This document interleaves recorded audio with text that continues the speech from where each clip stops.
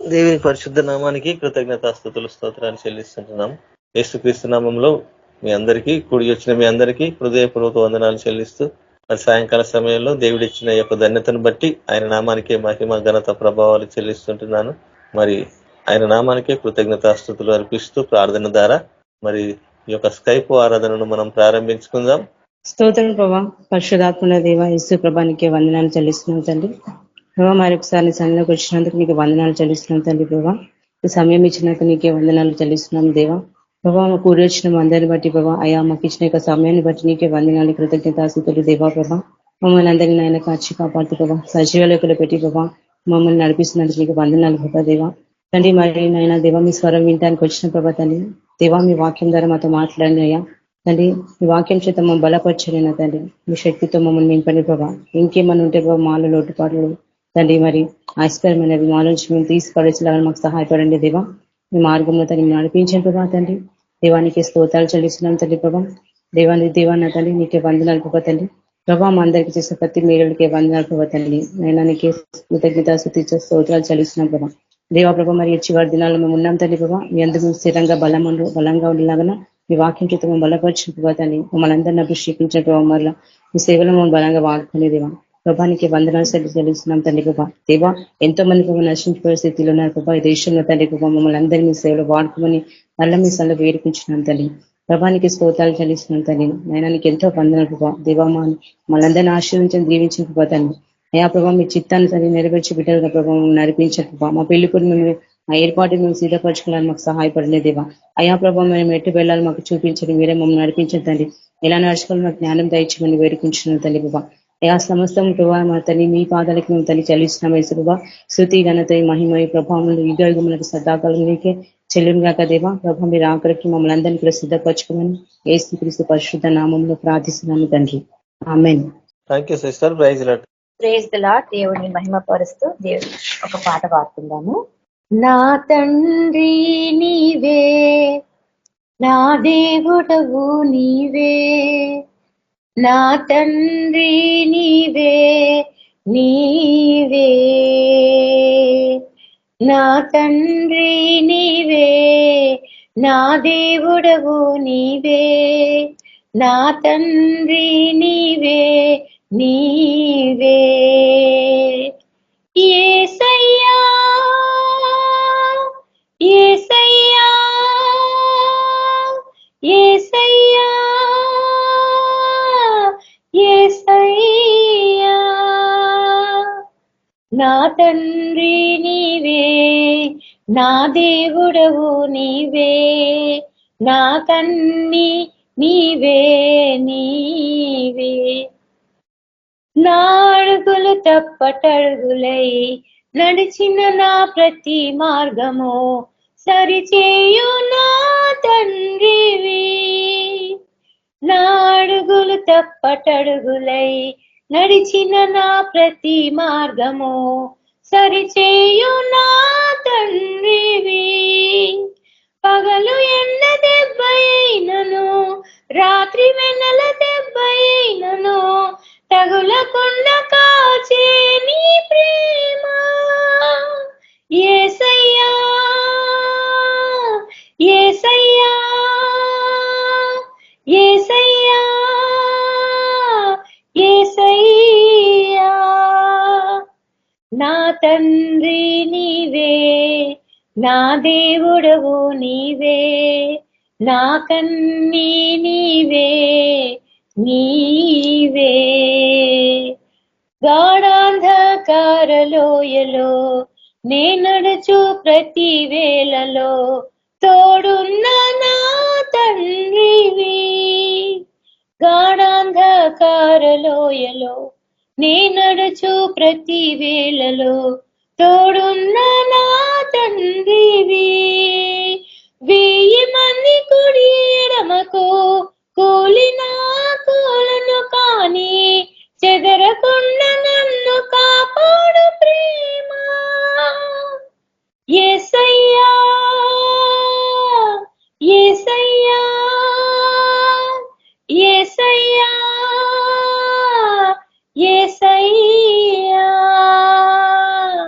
నా నా తండ్రి నీవే, నా దేవుడవు నీవే, నా కన్ని నీవే నీవే. నా తండ్రి నీవే, నా దేవుడవు నీవే, నా కన్ని నీవే నీవే. Thank you brother. Praise the lord. Praise lord అక్క. Thank you. వందనాలు అక్క. Dilip Kumar brother. Praise lord brother. Praise lord అన్న. బ్రదర్ మీరు వాక్యం షేర్ చేసుకోండి బ్రదర్. సరే అన్న. మీ అందరికీ మన ప్రభువును మన రక్షకుడైన ప్రభువైన యేసుక్రీస్తు నామం పేరిట నా హృదయపూర్వక వందనాలు, శుభములు మీకు తెలియజేస్తున్నాను. చిన్న ప్రార్థన చేసుకొని ప్రభు యొక్క వాక్యం ధ్యానించుకుందాము. పరిశుద్ధుడ తండ్రి, ప్రేమ కలిగిన దేవ, కృప కనికరం గల దేవ, నీకు వందనాలు, స్తోత్రములయ్య. ఇదిగో నా తండ్రి, ఒక రాత్రికాల సమయంలో ప్రభా నీ సన్నిధిలో ఉన్నాం తండ్రి. నీ పాదాల యొద్దకు మేము వచ్చినాం ప్రభా. నాయన మీరు నాయన మాట్లాడే దేవుడవు నాయన, జీవం గల దేవుడవు తండ్రి. కాబట్టి నీ యొక్క వాక్యం ద్వారా, నీ స్వరం ద్వారా ప్రభా మీరు మాతో మాట్లాడండి తండ్రి. మేము వినగలిగిన చెవులు మాకు అనుగ్రహించండి, మేము గ్రహించగలిగిన మనస్సు మాకు దయచేయండి. మాలో ఏమన్నా ప్రభా నాయన మీకు అంగీకారం లేని క్రియలు మాలో ఉంటే వాటిని ఒప్పుకొని విడిచిపెట్టి నాయన నీ కనికరం పొందుకునేలాగా మీరు మాకు సహాయం దయచేయండి. నీ వాక్యం ద్వారా ప్రభా మీరు మాతో మాట్లాడమని, ఆ రీతిగా తండ్రి నా స్వనీతిని నేను స్థాపించుకోకుండా, నా స్వబుద్ధిని ప్రభా నేను ఆధారం చేసుకోకుండా, నా ప్రవర్తన అంతటి యందు నాయన నీ అధికారానికి అప్పచెప్పుకుంటున్నాను. పరిశుద్ధాత్మ దేవ తండ్రి యేసయ్య, నా స్థానంలో నువ్వు నిలబడి వాక్యాన్ని నాయన వింటున్న మాతో మీరు ఉపదేశించమని, బోధించమని మేము ప్రార్థిస్తూ యేసుక్రీస్తు పరిశుద్ధ నామములో తండ్రి నీకు ప్రార్థించి అడిగి వేడుకుంటున్నాం తండ్రి, ఆమేన్. కాబట్టి ఈరోజు దేవుడు నాకు ఇప్పుడు ఇచ్చిన ఈ అవకాశంలో నేనేం చెప్పాలా ప్రభువా అన్నప్పుడు దేవుడు నాకు బయలుపరిచింది ఒకటే. ఆయనకి హేయమైనవి ఏంటివి, ఆయనకు ఇష్టమైనవి ఏంటివి, ఆయనకు అసహ్యమైనవి ఏంటివి, ఆయనకు అసహ్యం లేకుండా దేవుడు ఇష్టపడే ఏంటివి, ఆ ప్రాముఖ్యంగా ఏవి మనం కలిగి ఉండాలా, ఏవి మనం కలిగి ఉండకూడదు అనే ఒక వాక్యం ఉద్దేశంతో దేవుడు నాకు ప్రేరేపించండు. దానిని బట్టి దేవునికి వందనాలు. చూడండి, సామెతల గ్రంథము, యెహోవా సామెతల గ్రంథము 8వ అధ్యాయము 13వ వచనంలో ఏముందంటే, యెహోవా యందు భయభక్తులు కలిగి ఉండుట చెడుతనమును అసహించుకునుటయే, గర్వము, అహంకారము, దుర్మార్గత, కుటిలమైన మాటలు నాకు అసహ్యములు. కాబట్టి ఎవరైతే నిజంగా దేవునికి లోబడతారో, ఎవరైతే నిజంగా దేవుని మాట వింటారో, ఎవరైతే దేవుని వాక్యాన్ని నిజముగా ఆ వాక్యాన్ని పాటిస్తారో వారు చెడుతనాన్ని అసహించుకుంటారు.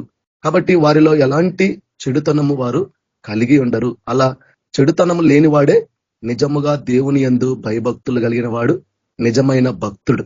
ఎందుకంటే ఎవరు భక్తులు దేవుని దృష్టిలో అంటే, యేసు ప్రభు చెప్పిండు యోహాను సువార్తలో, ఒకడు నా మాట గైకొని ఎడల, నన్ను ప్రేమించువాడు నా మాట వింటాడు, నన్ను ప్రేమించువాడు నా ఆజ్ఞలను గైకొంటాడు అన్నాడు. కాబట్టి నిజంగా దేవుణ్ణి ప్రేమించేవారు, నిజంగా దేవుని మాట వినేవారు, నిజంగా దేవుని యొక్క వాక్యానికి లోబడి ఎవరైతే జీవిస్తారో, ఈ లోకంలో బ్రతుకుతారో వాళ్ళందరూ కూడా చెడుతనాన్ని అసహించుకునే వారిగా ఉంటారు. ఎందుకంటే కీర్తనల గ్రంథము 5వ అధ్యాయము 4వ వచనంలో, నీవు దుష్టత్వమును చూచి ఆనందించు దేవుడవు కావు, చెడుతనమునకు నీ యొద్ద చోటు లేదు.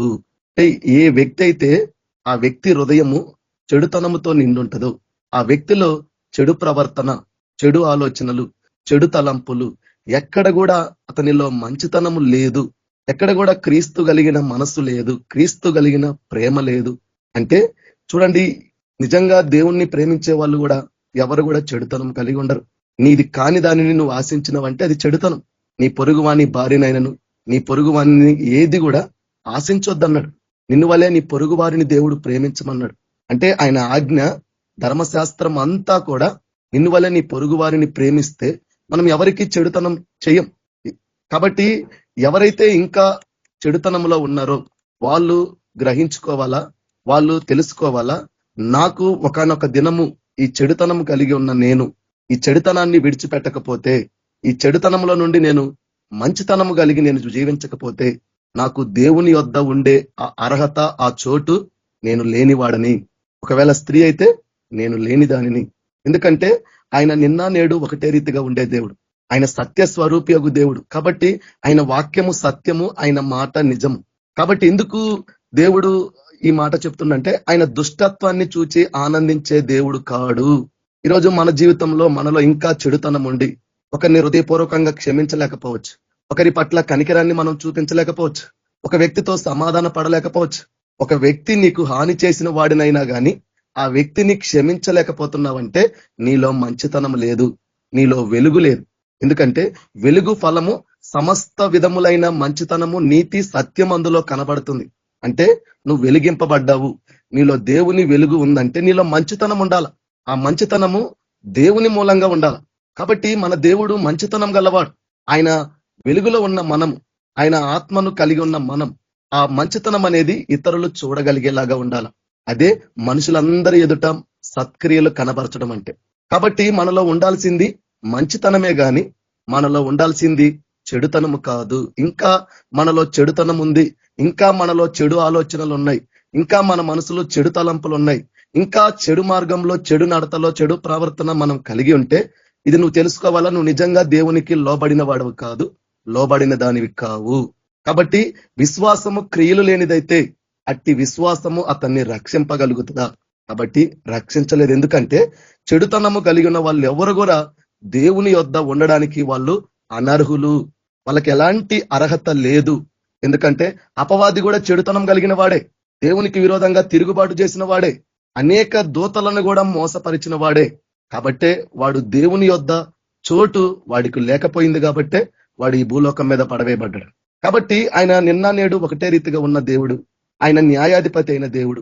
కాబట్టి దోషులను ఎప్పుడు కూడా నిర్దోషులుగా ఎంచడు. కాబట్టి ఈరోజు మన జీవితంలో మనం ఆలోచించుకోవాలి. మన భక్తిని బట్టి కాదు, మనం దేవుని పట్ల ఉన్న ఆ యొక్క విశ్వాసాన్ని బట్టి కాదు, ఈ వాక్యాన్ని బట్టి మనం ఆలోచించాల.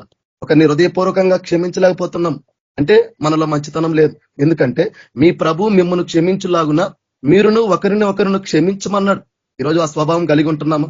మిమ్మల్ని హింసించే వారిని కూడా దీవించండి, శపించొద్దు, వాళ్ళని ప్రేమించమన్నాడు. నీ శత్రువునే ప్రేమించమన్నాడు. ఈరోజు సహోదరుల మధ్య అలాంటి ప్రేమ ఉందా? చెప్పండి. ఈరోజు ఎక్కడా మనలో మంచితనం ఉన్నట్టు, ఎక్కడ ఆ క్రీస్తు ప్రేమ మనలో నిజంగా ఉన్నట్టు, ఎక్కడ నిజంగా మనం సత్యంలో ఉన్నట్టు? కాబట్టి చూడండి, రెండో మాట దేవుడు ఏం చెప్తుండంటే, గర్వము, అహంకారము, దుర్మార్గత, కుటిలమైన మాటలు నాకు అసహ్యములు. అంటే చెడుతనమున్నా దేవునికి నువ్వు అసహ్యమే. ఆ చెడుతనము నాలో ఉన్నా నేను దేవునికి అసహ్యుడునే. నాలో ఎలాంటి గర్వం ఉన్నా, వింటున్న మీలో ఎలాంటి గర్వం ఉన్నా, అహంకారం ఉన్నా, ఇవన్నీ సాతాను యొక్క అలవాట్లు. కాబట్టి ఇవి ప్రాముఖ్యంగా ఉంది సాతానుడిలో. వాడు చెడుతనంలో ఉన్నవాడు, చెడుతనాన్ని అనుసరించిన వాడు, ఆ చెడుతనంతోనే ఉన్నవాడు. కాబట్టి వాడు గర్వించిన వాడు, అహంకారం గలవాడు. కాబట్టే దేవుని యొద్ద ఉండడానికి అర్హత పోగొట్టుకున్నాడు. ఈరోజు నీ జీవితంలో, నా జీవితంలో ఇవి మనం కలిగి ఉంటే, ఇవి కలిగి కూడా ఇంకా ప్రభు సన్నిధికి వస్తే నీ మీద నిజమైన వెలుగు ఇంకా ప్రకాశించలేదు. ఇంకా మనము అంధకారంలో, చీకటిలోనే ఉంటున్నాము, ఇంకా చీకటిలోనే ఉంటున్నాము. అంటే మన జీవితం ఎక్కడ కూడా దేవునికి లోబడిన జీవితం కాదు, దేవుని మాట వినే జీవితం కాదు, అవిధేయతతో కూడిన జీవితం. కాబట్టి అడగాల, ప్రభు నాలో ఏ చెడుతనం ఉంది? నా ఆలోచనల్లో ఏమన్నా నేను చెడ్డగా ఆలోచిస్తున్నానా? నా తలంపుల్లో ఏమన్నా నేను చెడ్డగా ఆలోచిస్తున్నాను? ఇతరుల పట్ల నేనేమన్నా చెడుగా ఆలోచిస్తున్నానా? లేదా కాబట్టి మనల్ని మనం ప్రతిరోజు దేవుని వాక్యం చేత ఉదక స్నానం చేయబడినప్పుడే, అప్పుడే మనలో వెలుగున్నట్టు, అప్పుడే మనలో మంచితనం ఉంటది, దేవుని నీతి నీలో ఉంటది.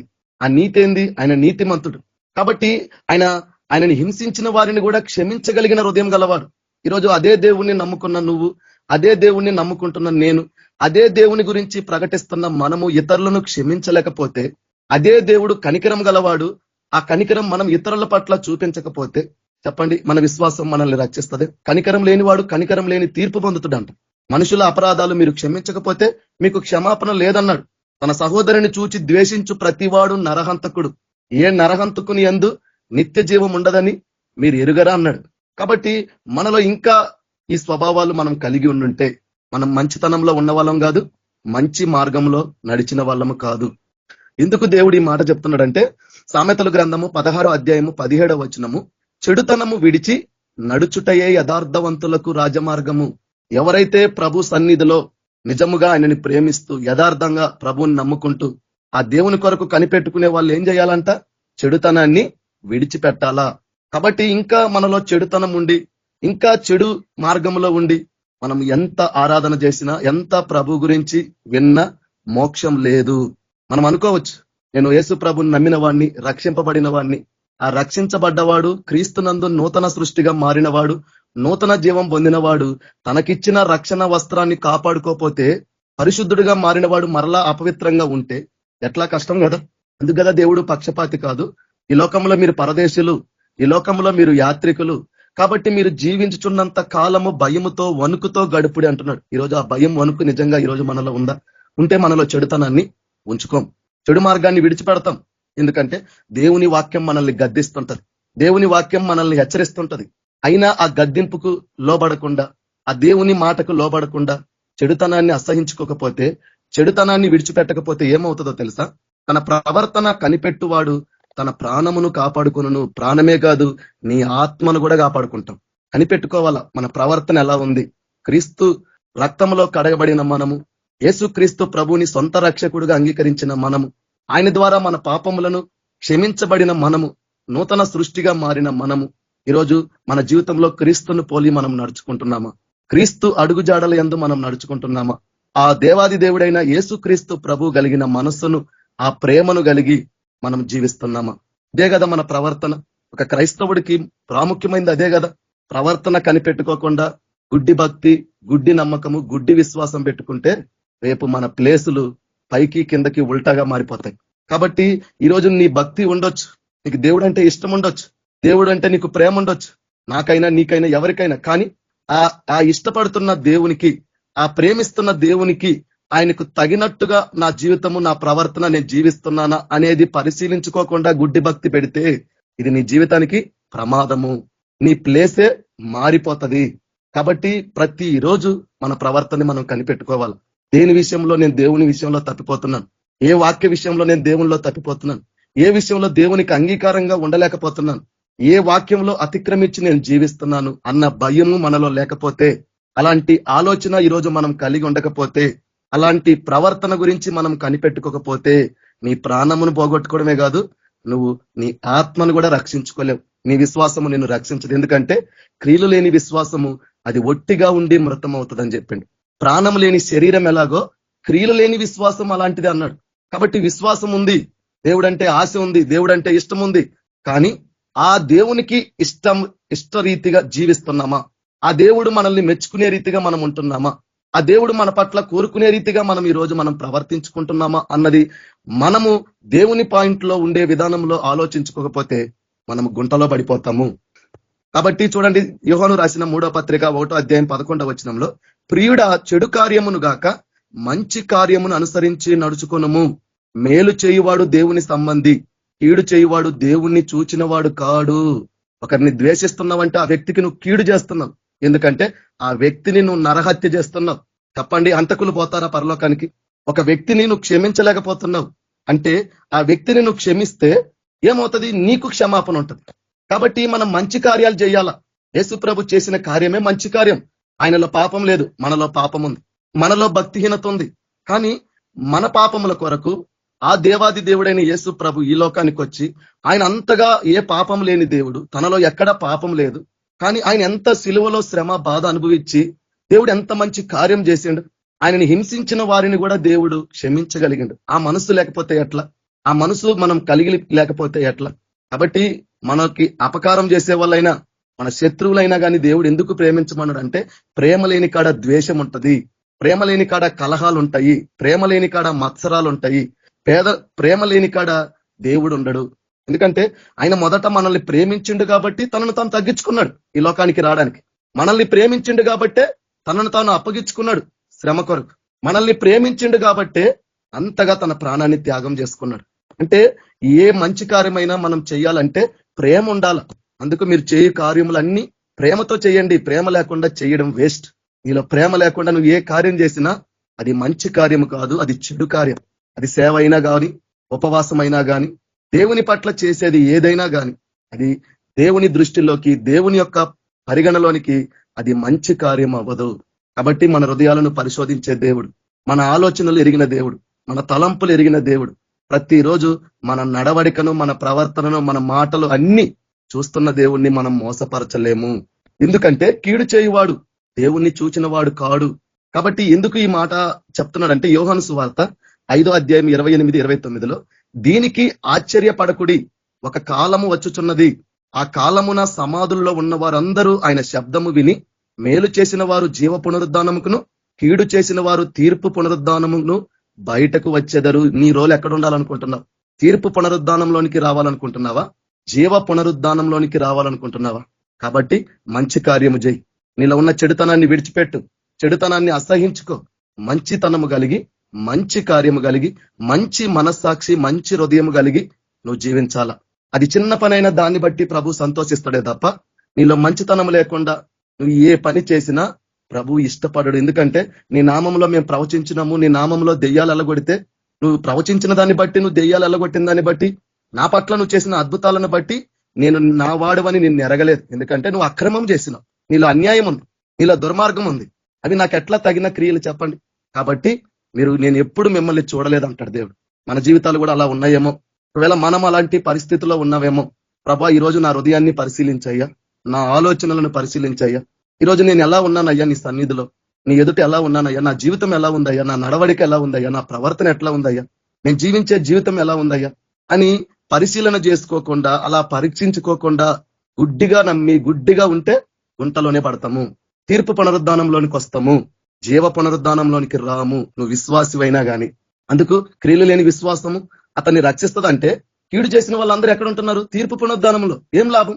నీ కొరకు నా కొరకు యేసుక్రీస్తు ప్రభు ఆ శిలువలో పడిన ప్రయాసం వల్ల ఏం లాభం? ఈరోజు లేరా క్రీస్తు సంబంధులు శరీరము దాని ఈచ్చలతో ఆయనను సిలువ వేస్తున్నారు. వాళ్ళకున్న పాపపు అలవాట్లకి, వాళ్ళలో మార్పు లేని జీవితం, ఇంకా దేవుని గద్దింపుకు లోబడని జీవితం సమర్థించుకుంటూ ఇంకా ఎంతకాలం మనం జీవిస్తాం? ఇంకా ఎంతకాలం మనం ఇలానే నడుచుకుంటాం? ప్రతి దానికి ఒక సమయం ఉన్నట్టు ఈరోజు నీ జీవితాన్ని మార్చుకోవడానికి ఇంకా నువ్వు ప్రభు కొరకు ఉండలేవా? నేను ఉండలేనా? మనం ఉండలేమా? కాబట్టి మనల్ని పరిశీలించుకోమంటున్నాడు దేవుడు. కీర్తనల గ్రంథము 5వ అధ్యాయం 5వ వచనము, డాంబికులు నీ సన్నిధిని నిలవలేరు, పాపము చేయు వారందరూ నీకు అసహ్యులు. ఎవరు డాంబికులు? గర్వం. ఈరోజు నీలో గర్వం ఉందేమో. అంటే దేవుని వాక్యము నీ యొద్దకు వచ్చినప్పుడు, ఆ వాక్యము నిన్ను చూపిస్తున్నప్పుడు, నీ తప్పును చూపిస్తున్నప్పుడు నువ్వు లోబడకుండా ఉంటావు. చూసినావా? నువ్వు గర్విష్టివి. అంటే నువ్వు ప్రభు దృష్టికి తగ్గించుకోవడానికి ఇష్టపడని వ్యక్తివి. చెప్పండి, నిన్ను బట్టి దేవుడికి ఆనందం ఉంటుందా? ప్రభు దృష్టికి తగ్గించుకోవాలా మనం. అప్పుడే మన జీవితాలు మనం హెచ్చించబడతాం. తను తగ్గించుకున్న వాడు హెచ్చించబడ్డాడు. సుంకరి తగ్గించుకున్నాడు. ఆకాశం వైపు ఉన్న దేవుని వైపు చూడడానికి కూడా అర్హత లేదు అతనికి. అంతగా తనను దేవుని సన్నిధిలో తగ్గించుకున్నాడే తప్ప పరిసయ్యుల్లాగా విర్రవేగలేదు. ఈరోజు నీ జీవితం విర్రవీగుతుందేమో, నీ మాటల్లో నువ్వు విర్రవీగుతున్నావేమో. జాగ్రత్త పడమని దేవుడు ఈ రోజు మనతో చెప్తున్నాడు. నీ జీవితం నువ్వు జాగ్రత్త పడకపోతే, విర్రవీగుతున్న నీలో ఉన్న దుష్టత్వాన్ని, ఆ చెడుతనాన్ని, ఆ గర్వాన్ని నువ్వు విడిచిపెట్టకపోతే దేవుడు వెక్కిరింపబడడు. కాబట్టి నువ్వు జాగ్రత్త పడు. ఇకనైనా భయముతో జీవించు. నువ్వు మార్పు చెందని దేవుడు ఈ రోజు మనతో మాట్లాడుతున్నాడు. కాబట్టి డాంబికులు ఎవ్వరు కూడా ఆయన సన్నిధిని నిలవలేరు. ఇప్పుడు ఎందుకు అపవాది, వాడి దూతల సమూహం అంతా ఎందుకు ఆ పరలోకం నుండి భూమి మీద పడింది? గర్వించదాన్ని బట్టే కదా. చెప్పండి, అలాంటి గర్వంతో కూడిన హృదయము, అలాంటి గర్వము మనలో ఉంటే మనం ఎలా దేవునితో ఉండగలుగుతాం? ఎట్లా ఆ ప్రభుతో పాటు ఉండగలుగుతాం? కాబట్టి ప్రభువుని అడగాలి, అయ్యా నాలో చెడుతనం ఉందా? ఈరోజు నేను చేసే ఏ కార్యంలో అయినా మంచి ఉందా? నేను చేసే ఏ కార్యంలో అయినా నేను మంచి మనస్సాక్షితో చేస్తున్నానా? మంచి హృదయంతో చేస్తున్నానా? స్వార్థం లేకుండా, కపటం లేకుండా, మోసం లేకుండా నేను చేసే పనిలో నీతి, న్యాయం, ధర్మం ఉందా? అవి లేకపోతే నువ్వు చేయడం మానుకోమంటున్నాడు దేవుడు. ఎందుకు? ఆ దేవుడే నేను ఎరుగనన్నప్పుడు నువ్వెందుకు చేయాలా? దేనికి చేయాలా? ఎవరి కోసం చేయాలా? నీలో ఉన్న అన్యాయాన్ని, నీలో ఉన్న అక్రమాన్ని, నీలో ఉన్న చెడుతనాన్ని, పాపాన్ని, గర్వాన్ని విడిచిపెట్టకుండా నువ్వెందుకు భక్తి చేయాలా? ఎందుకు దేవుని సేవ చేయాలా? ఎందుకు ప్రభు సన్నిధికి రావాలా? ఆయన మాట వినడానికే నువ్వు ఇష్టపడని వ్యక్తివైతే, ఆ ప్రభు మాటకి లోబడని జీవితం అయితే, ఆ ప్రభుకు తగినట్టుగా నడుచుకోకపోతే నా సన్నిధికి, నా దగ్గరికి ఎందుకు రావాలా? మీరు దేనికి రావాలా? చూపించుకోవడానికి రావాలా? అలాంటి భక్తి పరుడు లేడు. చూడండి, దేవుడు అది కోరుకుంటున్నాడా? అదే కదా.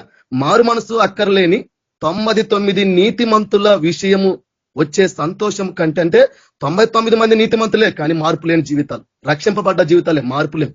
కానీ మార్పు పొందిన ఆ ఒక్క గొర్రె పట్ల దేవుడు, ఆ ఒక్క గొర్రెలాగా నువ్వు నేను ఉండాలా దేవుని ఎదుట. అందుకు ప్రయాసపడాలా. అంతే తప్ప మనం మార్పు లేకుండా, మన జీవితం దేవునికి అంగీకారంగా లేకుండా మనం గుడ్డిగా ఉంటే గుడ్డిగానే మన జీవితంలో మనం మోసపోతాము, నష్టపోతాము. కాబట్టి ఎవరైతే పాపం చేయవారు ఉన్నారో, ఎందుకు అసహ్యులంటే ఆయన పరిశుద్ధుడు. కాబట్టి ఆయన చెప్పిండు కదా, మీరు పరిశుద్ధులగుటయే, అనగా మీరు జారత్వానికి దూరముగా ఉండుటయే దేవుని చిత్తము. కాబట్టి మనం అందరము పరిశుద్ధులుగా ఉండడానికి పిలువబడిన వాళ్ళము గాని అపవిత్రులుగా ఉండడానికి కాదు. లోకంలో ఉన్న వాటిని ప్రేమించి లోకస్తుల్లాగా మన మనసులు చెరుపుకొని మనకిష్టం వచ్చినట్టు బతకడానికి జీవిస్తే, ధనవంతుడు తనకిష్టం వచ్చినట్టు జీవించి వాడు ఎక్కడ బాధపడుతున్నాడు? నరకంలో బాధపడుతున్నాడు. ఎక్కడ వేదన పడుతున్నాడు? పాతాళంలో వేదన పడుతున్నాడు. ఈ రోజు నీ జీవితం నువ్వు అలా తీర్మానించుకున్నావా? నేను తీర్మానించుకున్నానా?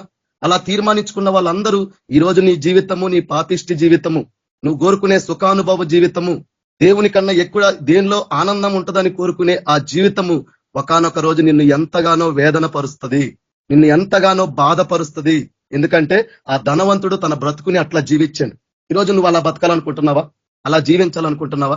అలా దేవునికి దూరం అయిపోయి ఈ లోకంలో ఉండి, లోకంలో ఉన్న వాటిని ప్రేమించి నువ్వు ఈ లోకముతో స్నేహం చేసి అపవిత్రం అవ్వాలనుకుంటున్నావా? మనుషులను ఎక్కువగా దేవుని కన్నా ప్రేమించి నువ్వు అపవిత్రం అవుతావు అనుకుంటున్నావా? కాబట్టి జాగ్రత్త పడమంటున్నాడు దేవుడు. ఎందుకంటే పాపము చేయి ప్రతివాడు దేవుని ఆజ్ఞను అతిక్రమిస్తాడు అన్నాడు. పాపము చేయి ప్రతివాడు పాపానికి దాసుడు అన్నాడు. ఈరోజు నీ జీవితంలో ఇంకా దేవుని మాట వినకుండా, ఇంకా దేవుని ఆజ్ఞను నువ్వు గైకొనకుండా ఉన్నావంటే నువ్వు దేవునికి దాసుడువు కాదు, దాసురాలువు కాదు, నువ్వు పాపానికి దాసుడు. ఆ పాపము చేయువాడెవడు? అపవాది. నువ్వు దేవుని సంబంధివి కాదు. అలాంటప్పుడు మనలో పాపం ఉన్నప్పుడు మన భక్తి వల్ల కానీ, మన సేవ వల్ల కానీ, మన వల్ల కానీ దేవుడికి ఏమన్నా మెప్పు ఉందా? దేవునికి ఎక్కడేమన్నా మహిమ ఉందా? దేవునికి ఎక్కడన్నా ఘనత ఉందా? ఎందుకంటే ఆయన మనలో పాపం ఉండకూడదనే కదా పాపులమైన మన కొరకు ఈ లోకానికి వచ్చిండు. మన కొరకు సిలువలో తన రక్తాన్ని గార్చిండు. కాబట్టి ఇంకా నీ జీవితంలో, నా జీవితంలో, వింటున్న మీ జీవితంలో చెడుతనం ఉంటే విడిచిపెట్టండి. మీరు ఏ కార్యం చేసినా మంచి మనసుతో, మంచి హృదయంతో, మంచి మనస్సాక్షితో చేయండి. అలాంటి స్వభావం నీకు లేకపోతే చేయడం మానుకోండి. దానివల్ల ప్రభువుకు వచ్చిన మెప్పు లేదు, ఘనత లేదు, మహిమ లేదు. ఎందుకంటే ఆయన నీ జీవితాన్ని మార్పును కోరుకుంటున్నాడే తప్ప ఆ మార్పు లేకుండా నువ్వు చేసేవన్నీ ఎట్లుంటదంటే పై మేకప్ సోకు చేసుకుంటారు కదా. ఒరిజినాలిటీ ఉన్నది ఒకటైతే ఈ మేకప్ వల్ల అది ఇంకోలాగా కనిపించడానికి చేసుకున్నట్టు అతిగా ఓవర్గా ఉంటదే తప్ప ప్రభువు మెచ్చుకున్నట్టు ఉండదు. మనం యథార్థంగా ఉండాలి, యథార్థంగానే మనం నడుచుకోవాలని దేవుడు మాట్లాడుతున్నాడు. కాబట్టి ప్రభువా నాలో చెడుతనం ఉంటే విడిచిపెడుతున్నాను అయ్యా. నేను ఏ కార్యం చేసినా అందులో స్వార్థం ఉంటే ఈ రోజు నేను స్వార్థంగా ఆలోచించను. నేను చేసే దాంట్లో ఏదన్నా న్యాయం లేనిదైతే నేను న్యాయంగా నడుచుకుంటాను. ఆ అన్యాయాన్ని విడిచిపెడతాను. ఎందుకంటే నువ్వు నిందారహితుడిగా ఉండాలి కాబట్టి. దేవుడు చూసినప్పుడు, దేవుడు నిన్ను అడిగినప్పుడు నీ మీద ఏ తప్పు నింద దేవుడికి కనబడకూడదు కాబట్టే జాగ్రత్త పడమంటున్నాడు. చూడండి సామెతల గ్రంథము 16వ అధ్యాయము 5వ వచనము, గర్వ హృదయులందరూ యెహోవాకు ఏయులు, నిశ్చయముగా వారు శిక్ష నొందుదురు. కాబట్టి మనకు ఉండాల్సింది ఏం హృదయము? గర్వ హృదయం కాదు. ఏముండాలంటే కీర్తనల గ్రంథము 34వ అధ్యాయము 18వ వచనము, విరిగిన హృదయము గల వారికి యెహోవా ఆసన్నుడు. కాబట్టి నీకు ఉండాల్సింది విరిగి నలిగిన హృదయం, గర్వ హృదయాలు కాదు. దేన్ని బట్టి కూడా, నువ్వు కలిగి ఉన్న దాన్ని బట్టి కానీ, నీకున్న జ్ఞానాన్ని బట్టి కానీ, నువ్వు చేస్తున్న పనిని బట్టి కానీ, పరిచర్యని బట్టి కానీ, దేన్ని బట్టి మనము ఉప్పొంగొద్దు. నేను గొప్పవాడినా, నువ్వు గొప్పదానివా? ఈ ఆలోచనలు మనకి తగినవి కావు. మీరు మార్పు నొంది బిడ్డల వంటి వారైతే వాళ్ళు పరలోక రాజ్యంలో గొప్పవాళ్ళు. అయ్యా నీ నామంలో దెయ్యాలు వెళ్ళగొట్టినామంటే దెయ్యాలు వెళ్ళగొట్టిన దాన్ని బట్టి మీరు సంతోషపడబాకండి. మీ పేర్లు జీవ గ్రంథంలో అంటే దెయ్యాలను వెళ్ళగొట్టిన దాన్ని బట్టి సంతోషిస్తే నాకన్నా గొప్పోడు లేడు, నాకన్నా గనుడు లేడు, నేనే అనుకుంటాం. చాలు. నీ యొక్క పై 10 అంతస్తులో 100 అంతస్తుల బిల్డింగు అమాంతంగా భూమి కంపిస్తే 2 అంతస్తుల బిల్డింగ్ అయినా కూలిపోతుంది కదా, అట్లా పడిపోతాం మనం. కాబట్టి మనలో ఉండాల్సింది గర్వ హృదయము కాదు, విరిగి నలిగిన హృదయం. ఇంకొక మాట ప్రభు మనతో మాట్లాడుతున్నాడు. చూడండి సామెతల గ్రంథము 16వ అధ్యాయము 18వ వచనము, నాశనమునకు ముందు గర్వము నడుచును, పడిపోవుటకు ముందు అహంకారమైన మనస్సు నడుచును. ఇవి రెండు అన్నమాట. ఒకడు పతనం అవుతున్నాడు, వీడి చాప్టర్ అంతటితో క్లోజ్ అవుతుంది అన్నప్పుడు వాడిలో ప్రాముఖ్యంగా కనబడేది ఒకటి గర్వము, అహంకారమైన మనస్సు. ఈరోజు నీ నా జీవితంలో ఇవి ఉన్నాయేమో. కాబట్టి మనలో ఉండాల్సింది ఏం మనసు? అహంకారంతో కూడింది కాదు. మనలో ఉండాల్సింది ఏం మనసు అంటే కీర్తనలో 34:18 నలిగిన మనస్సు గల వారిని ఆయన రక్షించును. నలిగిన మనస్సు ఉండాలి, నలిగిన హృదయం ఉండాలి. అంతే తప్ప గర్వ హృదయము, అహంకారమైన మనస్సు ఇది క్రైస్తవులకి, క్రీస్తుని సొంత రక్షకుడిగా అంగీకరించిన వారికి ఒకనొక దినం యేసుక్రీస్తు ప్రభు ఈ లోకానికి వచ్చినప్పుడు ఆయనతో పాటు నేను ఉండాలి అని ఆశపడి ఎదురు చూసి నిరీక్షణ కలిగి ఉన్న ఆ దేవుని స్వాస్థ్యమైన ప్రజలకి ఇవి తగినవి కావు. వీటికి దూరంగా ఉండు. ఇవి నీలో ఉంటే వాటిని ఈ రోజు విడిచిపెట్టి రా ప్రభు సన్నిధికి. తగ్గించుకొని ప్రభు యొక్క ఉద్దేశం తెలుసుకొని నీ జీవితాన్ని మార్చుకొని ఆ ప్రభుకు తగ్గట్టు చేయడానికి రా దేవుని సన్నిధికి. ఆ విధానం నీలో లేనప్పుడు నువ్వు రాకపోవడమే మేలు. అవసరం లేదు కదా దేవునికి. మన సంతోషం కొరకు లేదా మనల్ని బట్టి మనుషులు సంతోషించడానికి మనం బ్రతికితే ఆ బ్రతుకుకి అర్థం లేదు, పరమార్థం లేదు. మనం బ్రతుకుతుంది క్రీస్తు కొరకు. పౌలు అంటాడు, మనం బ్రతికున్నను చనిపోయినను మనం ప్రభువారమే, ఆయన కొరకే బతకాల, మనుషుల కొరకు కాదు. మనం చేసే ఏ పనైనా మనుషులు చూపించుకోవడానికి కాదు. వాళ్ళు పొగిడితే ఏముంది, వాళ్ళు మంచిగంటే ఏముంది, ప్రభు నువ్వు నా వాడివి కాదన్నప్పుడు ఎందుకు? కాబట్టి ప్రభు దృష్టికి, ప్రభు సన్నిధికి వస్తున్న మనము ఆయనకి తగినట్టుగా మనల్ని మనం మార్చుకొని జీవించడానికైతే దేవుని సన్నిధికి రావాలే తప్ప నువ్వు ఇంకా గర్వం కలిగి ఉండి, అహంకారమైన మనసు కలిగి ఉండి, నీ నోటి వెంట గర్వపు మాటలు మాట్లాడుతూ నీలో ఇంకా చెడుతనం కలిగి ఉండి, ఆ చెడుతనాన్ని విడిచిపెట్టకుండా, పాపాన్ని విడిచిపెట్టకుండా ప్రభు సన్నిధికి వస్తే ఇది నీకు క్షేమమా? ఇది నీకు మేలా? ఇదేనా దేవుడు నీ నుండి, నా నుండి, లోకంలో ఉన్న వాళ్ళందరి నుండి దేవుడు ఆశిస్తుంది? అదేనా ప్రభు కోరుకుంటుంది? ఆయన ఆశించింది, ఆయన కోరుకుంటుంది. నువ్వు ఇవ్వలేనప్పుడు నువ్వు ఎందుకు రావాలా దేవుని దగ్గరికి? ఏం కోరుకుంటున్నాడు దేవుడు? మనల్ని చెడుతనాన్ని విడిచిపెట్టి మంచితనం కలిగి ఉండమని కోరుకుంటున్నాడు. ఆ మంచితనాన్ని నీలేమా? నేను మిమ్మల్ని క్షమించినట్టు మీరు ఇతరులను క్షమించమన్నాడు, చేయలేమా? నేను మిమ్మల్ని కనికరపడ్డాను, మీరు ఇతరులను కనికరపడ్డాను, చేయలేమా? మీరు పాపులు, మీరు దైవ ఉగ్రతకు పాత్రులైన వారు, ఎక్కడ కూడా దేవునికి మీరు సమానులు కాదు. అలాంటి మిమ్మల్ని విడిచిపెట్టకుండా, నా ఉగ్రతను మీ మీద చూపించకుండా, మిమ్మల్ని నశింపజేయకుండా, నన్ను నేను తగ్గించుకొని ఈ లోకంలో సాత్వికుడిగా వచ్చి మిమ్మల్ని తండ్రితో సమాధాన పరిస్తే ఈరోజు మీ జీవితంలో మీరు సమాధానం కలిగి బతకలేరా? ఇంకా సమాధానం కలిగి మీరు జీవించలేరా? సమాధాన కర్తకు దేవుడు అన్నప్పుడు మీ జీవితంలో సమాధానం లేకపోతే ఎందుకు రావాలా దేవుని దగ్గరికి? ఎందుకు ప్రార్థించాలా దేవుని దగ్గర? ఎందుకు దేవుడి దగ్గర ఉపవాసం ఉండాలా? ఇవి మార్చుకోలేనప్పుడు, ఇవి మార్చుకొని ప్రభువుకి తగినట్టుగా బ్రతకలేనప్పుడు, జీవించలేనప్పుడు ఈ వాక్యం వినడం వల్ల, దేవుని సన్నిధికి రావడం వల్ల నీకేమన్నా మంచి జరుగుతుందా? నీకేమన్నా జరుగుతుందా? ఇది క్రైస్తవులు గ్రహించుకోవట్లేదు. ఈరోజు వింటున్నా నువ్వన్నా గ్రహించుకో. ఈరోజు వింటున్నా నువ్వన్నా నీ జీవితాన్ని మార్చుకో. వీటిని విడిచిపెడతాను అనే ఒక తీర్మానం నీ జీవితంలో తీసుకో. ఇకనైనా నువ్వు జాగ్రత్త పడతావు. చూడండి, ఒక వాక్యం దేవుడు చూపిస్తాడు. ఎందుకు గర్వం ఉండొద్దు, అహంకారం ఉండొద్దు అంటున్నాడంటే, యాకోబు రాసిన పత్రిక 4:6 కాదు గాని ఆయన ఎక్కువ కృపనిచ్చును, అందుచేత దేవుడు అహంకారులను ఎదిరించి దీనులకు కృప అనుగ్రహించును. కృప లేదు. ఈరోజు నీలో అహంకారమైన మనసు ఉంటే నేను తెలుసుకోవాలా, నీ మీద ఉన్న దేవుని కృప ఎప్పుడో పోయింది. దేవుడు ఎప్పుడో విడిచిపెట్టిండు. ఎందుకంటే అది దేవుడు భరించలేడు, ఆయన ఓర్చుకోలేడు, సహించలేడు. ఎందుకంటే గర్వం అంటే దేవునికి అంత కోపం. ఎందుకంటే మొదట దేవునికి తిరుగుబాటు దాంతోనే స్టార్ట్ అయింది. కాబట్టి ఈరోజు నీ జీవితంలో దేవునికి విరోధంగా ఇంకా నువ్వు తిరుగుబాటు చేస్తున్నావా? ఇంకా నువ్వు పాపం చేస్తున్నావా? ఇంకా నీకున్న శరీరానుసారమైన మనసు కలిగి, శరీర కార్యములు కలిగి, ఒకప్పుడు మనం లేమా? మునుపు శరీరం యొక్క మనసు యొక్క కోరికలు నెరవేర్చుకోలేదా? మనకిష్టం వచ్చినట్టు మనం జీవించలేదా? కానీ ఎప్పుడైతే ప్రభువుని ఎరిగినామో, ప్రభువుని తెలుసుకున్నామో, ఆయన వాక్యాన్ని మనం గ్రహించగలిగినామో, ఆ గ్రహించిన మనము దానికి తగినట్టు జీవించలేనప్పుడు, అలా బ్రతకలేనప్పుడు ఈ భక్తి దేని కొరకు అని ప్రభు ఈరోజు నిన్ను నన్ను వింటున్న వాళ్ళు ఎవరో వాళ్ళందరినీ ప్రభు అడుగుతున్నాడు. ఒకసారి నువ్వు ఆలోచించుకో. నీకేం దోచిందో నువ్వు చెప్పు. నువ్వు చేసేది నీకు మంచి అనిపిస్తుందా? అయినా నువ్వు సమర్థించుకుంటానంటే నీ నాశనానికి నువ్వే కారణము తప్ప ఒకానొక దినము దేవుణ్ణి నువ్వు నిందించడానికి నీకు అర్హత లేదు. ఒకానొక దినం దేవుణ్ణి నువ్వు అనడానికి నీకు అర్హత లేదు, నాకు లేదు, ఎవ్వరికి లేదు. కాబట్టి చూడండి, ఇంకొక వాక్యం దేవుడు మనతో మాట్లాడుతున్నాడు.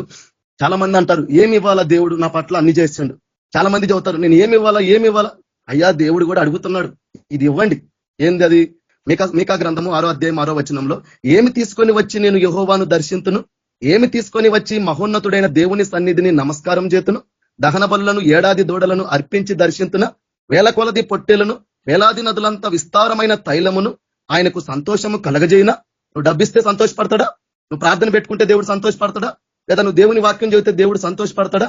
ఎప్పుడు సంతోషపడతాడంటే ఇవి అడిగినవి నువ్వు చేసి ఇవి చేస్తే సంతోషపడతాడు. ఇవి చేయకుండా సంతోషపడడు. మనం నిజంలో ఉండాలా, వాస్తవంలో ఉండాలా, అది తెలియజేసేదే దేవుని వాక్యం. వేరే ఏ మాటలు ఏవి కూడా అబద్ధాలే, నిజాలు కావు. వాక్యమే నిజము, ఈ వాక్యమే సత్యము. అదే నా స్థితిని నిర్ధారిస్తుంది. నేను ఏ స్థితిలో ఉన్నామో తెలియజేసేదే తప్ప ఎవ్వరి మాటలు నమ్మినా మోసపోతాము. లేదా నిన్ను నువ్వు నమ్ముకున్నా, వాక్యం ప్రకారంగా లేకుండా నీ భక్తిని నమ్ముకున్నా నువ్వు మోసపోతావు. ఒకానొక రోజు ఎంతో వేదన, బాధపడతావు. కాబట్టి దేవుడు అడుగుతున్నాడు, ఇవి ఇచ్చి దేవునికి సంతోషమా? నా అతిక్రమమునకై నా జ్యేష్ఠ పుత్రుని నేను ఇస్తున్నా, నా పాప పరిహారమునకై నా గర్భఫలము నేను ఇస్తున్నా. మనుష్యుడా అని ఏది ఉత్తమమో అది నీకు తెలియజేయబడి ఉన్నది. న్యాయముగా నడుచుకున్నటయు, కనికరమును ప్రేమించుటయు, దీన మనసు కలిగి నీ దేవుని ఎదుట ప్రవర్తించుటయు. ఇంతే కదా యెహోవా నిన్ను అడుగుచున్నాడు. ఇవ్వలేమా? ఇవి ఇవ్వలేమా? ఇస్తున్నామా? ఈరోజు నీలో ఉందా దీన మనసు? నాలో గర్వం లేదని నువ్వు చెప్పగలవా? నాలో అహంకారం లేదని నువ్వు చెప్పగలవా? అయ్యా, నీ వాక్యం వస్తే ఆ వాక్యము నన్ను గద్దిస్తుంటే నా జీవితాన్ని మార్చుకొని నీ దృష్టికి నన్ను నేను తగ్గించుకొని, నేను పాపినయ్యా, ఈ వాక్య ప్రకారంగా నేను బ్రతకడం లేదయ్యా, జీవించలేదయ్యా అని చెప్పగలిగే ప్రార్థనను చేయగలవా? ఒప్పుకోగలమా? మన స్థితిని, మన నిజాన్ని మనం ఒప్పుకోగలమా? ఎవరు ఆయన పరిశుద్ధ పర్వతం మీద ఉండేది? హృదయపూర్వకంగా నిజము పలుకువాడే కదా. ఈరోజు నువ్వు చెప్పగలవా? మన దగ్గర ఉందా ఆన్సర్? ప్రభు అడిగితే చెప్పగలమా? దేవుడు అంటున్నాడు, ఇదే కదా దేవుడు అడుగుతున్నాడు. నువ్వు ఒక 10,000 ఇస్తేనో లేదా నువ్వు నన్ను నీ ఇంట్లో పిలిపించి ప్రేయర్ పెట్టించుకుంటేనో నాకు ఆనందం లేదు. ఎందుకంటే నువ్వు అన్యాయంగా ఉంటే అన్యాయస్తుడు దేవుని రాజ్యాన్ని స్వతంత్రించుకోడు. కాబట్టి నేను కోరుకుంటుంది ఏంది, నువ్వు న్యాయంగా ఉండాలా, నీతిగా ఉండాలా, ధర్మంగా ఉండాలా, నీలో స్వార్థం ఉండొద్దు, నువ్వు చేసే ఏ పనిలో మోసం ఉండొద్దు, ఆ మోసం ఇతరులకు నష్టాన్ని కలిగించకూడదు అని ఆలోచించుకుంటున్నారా ఈరోజు? కాబట్టి అన్యాయంగా ఉంటే అన్యాయస్తులు దేవుని రాజ్యానికి పోరు. పోని కనికరాన్ని ప్రేమించకపోతే నువ్వు కనికరం లేని తీర్పు పొందుతున్నావు కదా. అందుకొరకైనా యేసు ప్రభు నీ కొరకు సిలువలో మరణించింది, నువ్వు నశించిపోవడానిక? ఆయన ద్వారా కనికరం లేని తీర్పును పొంది ఆ దైవ ఉగ్రతకు పాత్రలు అవడానిక? అందుకేనా దేవుడు ఈ లోకానికి వచ్చింది? అందుకేనా దేవుడు నీకు రక్షణ ఇచ్చింది? అందుకేనా దేవుడు నిన్ను తన సేవకై పిలుచుకుంది? అందుకేనా దేవుని సన్నిధికి వచ్చి ప్రతిరోజు మనం ఆయన వాక్యం వింటుంది నాశనం అవడానిక? అన్యాయంగా జీవించి ఆయన రాజ్యానికి పోలేకుండా ఉండడానిక? ఇన్ని విని ఇంత చేసి అక్కడ లేకపోతే ఏం లాభం? ఎంత బాధ అనిపిస్తుంది. ఇది గ్రహించుకుంటున్నారా ఈరోజు? అలా మిమ్మల్ని మీరు పరిశీలించుకుంటున్నారా? అయ్యా నాలో ఎక్కడన్నా అన్యాయం ఉందా? అన్యాయమే కదా. ఇప్పుడు నీవు అప్పిచ్చిన వాడు నీకు క్షమించినట్టు నువ్వు ఇతరులను ఎందుకు క్షమించలేవు? నీలో అన్యాయం లేదా? నేను నిన్ను జాలి పడుతున్నాను, నీ స్థితిని చూసి నేను సహాయపడుతున్నాను. ఆ జాలి ఆ సహాయం నేను చేస్తుంటే నా మనసు నీ పట్ల నేను చూపించినప్పుడు, నా ప్రేమ నీకు చూపించినప్పుడు అవి పొందుకున్న నువ్వు అదే మనసు అదే ప్రేమ పొందుకొని ఇతరులను ఎందుకు చేయలేకపోతున్నావు? ఇతరుల పట్ల ఎందుకు అట్లా ఉండలేకపోతున్నావు? ఇది అన్యాయం కదా? ఇది మంచితనమా చెడుతనమా? ఇది మేలు చేయడమా కీడు చేయడమా? ఈరోజు ఆలోచిస్తున్నారా క్రైస్తవులు? ఆలోచిస్తే చెప్పేది నేను కాదు ఇది. ఎందుకంటే నాకు అర్హత లేని వాడిని. నేను అనుకున్నాను ఈరోజు ఈ వాక్యం చెప్తానని, నాకు అసలు ఏమన్నా తెలుసా? కానీ ప్రభు వేదన ఇది.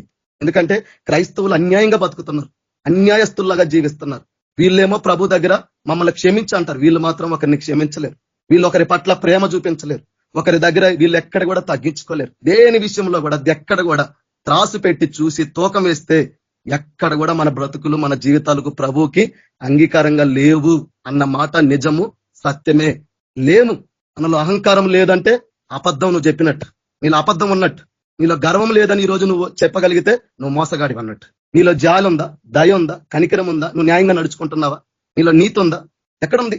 కాబట్టి దేవుడు అంటున్నాడు, న్యాయంగా నడుచుకోండి, మీరు న్యాయంగా నడుచుకోండి, కనికరాన్ని ప్రేమించండి, మీ సహోదరులను ప్రేమించండి, మీ పొరుగు వారిని ప్రేమించండి, మీ శత్రువులను ప్రేమించండి. వాడు చేసిన అపకారము మనసులో పెట్టుకోవద్దు. మనం పెట్టుకుంటే వాడు అపకారం ఏమో కానీ ముందు నీ రక్షణ పోతుంది అన్నట్టు. అంతే దీన మనసు కలిగి నీ దేవుని ఎదుట ఆయన జక్కయ్య, ఆయన జీవితం మనకు ఎంతో ఆదర్శం. అతనేం భక్తిగల్లోడు కాదు, యేసు ప్రభుని చూడాలని ఆశతో వచ్చిండు. ఆయన గురించి విన్నాడు కాబట్టి, అందరూ ఆయన గురించి చెబుతున్నారు కాబట్టి. చూడలేని వాడు చెట్టు ఎక్కిండు. వాడు ఆసక్తిని బట్టి, ఆ జక్కయ్య ఆసక్తిని బట్టి ప్రభు వచ్చి నేను ఇంటికి వస్తానన్నప్పుడు, ఆయన అతన్ని యేసు ప్రభుని ఇంటికి తీసుకెళ్ళినప్పుడు ఆయన ఎంతకాలం ఆయనని వెంబడించిండు? ఎంతసేపు? ఆ సమయంలో ఆయనకి ఏం మార్పు వచ్చిందో ఏమొచ్చింది? అయ్యా ఇదిగో నేను ఎవరి దగ్గర అయితే అన్యాయంగా తీసుకున్నానో వాళ్ళకి ఇచ్చేస్తానయ్యా, ఇదిగో ఈ బేదలకు ఇస్తానయ్యా అన్నాడు. అంటే ఎంత మార్పు చెందిండు? యేసు ప్రభుని వెంబడించింది కొన్ని క్షణాలైనా, కొంత సమయం అయినా ఎంత మార్పు ఆ వ్యక్తిలో దేవుడు చూడగలిగిండు.